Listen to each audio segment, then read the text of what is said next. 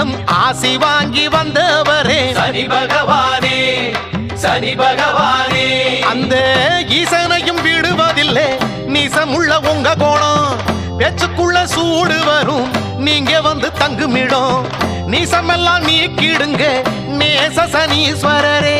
குளிர்ச்சி அடைஞ்சிடுங்க எள்ளு சாதம் படையலிலே. திருநள்ளாறு சனீஸ்வரா திருப்பம் தரும் நல்லீஸ்வரா. சனி பகவானே, சனி பகவானே.